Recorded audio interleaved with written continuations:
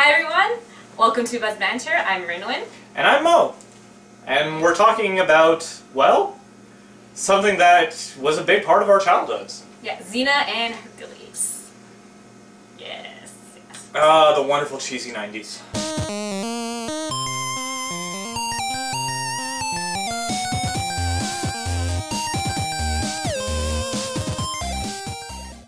Yeah, so for the most part, I've watched more of the Xena series, and Moh has watched more of the Hercules series, so we just want to do a comparison, especially since they're both sort of, Xena stemmed from Hercules. She didn't actually have her own story, which is funny because Xena was more popular than Hercules afterwards. So we'll take a look at both of the series, see what made them enjoyable, and why Xena Warrior Princess managed to maintain such a following, whereas Hercules' The Legendary Journeys seems to have fallen by the wayside.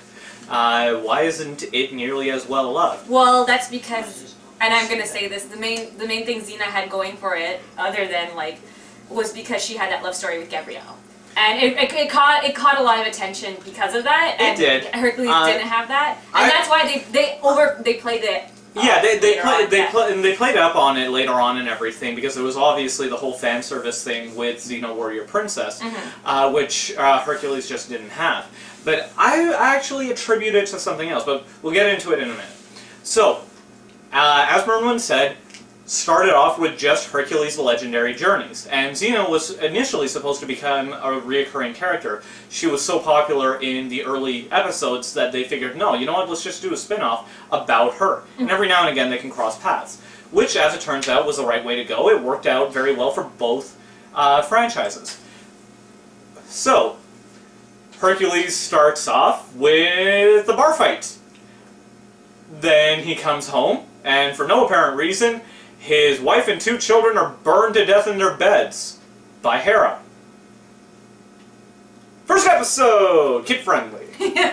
First episode of Xena starts just as dark. She actually, this is like right after Hercules, obviously. We already have some sort of backstory to her, but you know, she just come back from discovering, living with herself. She hides all her armor, and then an army comes and tries to kill an innocent person, pretty much. So kind of similar story, lots of killing, lots of stuff like that. Yeah, because you usually send an army for one person. Well, it wasn't one person. I think they went to destroy the town, but there was one person in the way, and then she. Yeah. Well, the only time you really send one person, the only real time that you send an entire army after one person is unless you're invading Troy. So. Yeah, the issue that I found, both of the series are horribly cheesy in the way that only the 90s could be. Now, the issue that I had with Hercules is that everywhere he goes, he is in the moral right. That he's literally walking into a village saying, no, everything that you're doing is wrong, what I'm saying is right, do it, and everything always turns out well.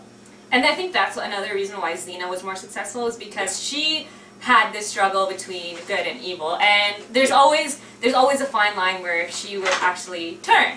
And there's a lot of episodes where she goes back to her old self, and it gets really, really dark at times, to a point where she almost kills her best friend. I think you touched on the point, and the reason why Xena Warrior Princess has maintained its following and why it's been so good. And why even back then it was the better show. It's because your main character isn't perfect. Hercules is the perfect hero. He's charming, he's handsome, he's intelligent, he's strong. There's nothing wrong with him. And everywhere he goes, Superman. Exactly, and that's irritating in the extreme. As an audience member, you can't connect to a character like that because you are yourself so flawed. We're human beings. It is in our nature to be horribly flawed. And that's what made Xena so interesting. She is a horribly flawed person. She has committed genocide in her past. Ares, the god of war, wants her. Okay? That never happens. Yeah. And then you see the struggle of her trying to make amends of that. And it's quite compelling at points. Yes. Now, we say at points because, again, it was the 90s. You're not always going to maintain that strong voice throughout it. But when you see it, it's very well done, and it's a constant thing. In terms of the vast breadth of history that you can cover in a TV show and its total, unreality, who cares? It was the 90s. And you know what? They were both good shows for their time.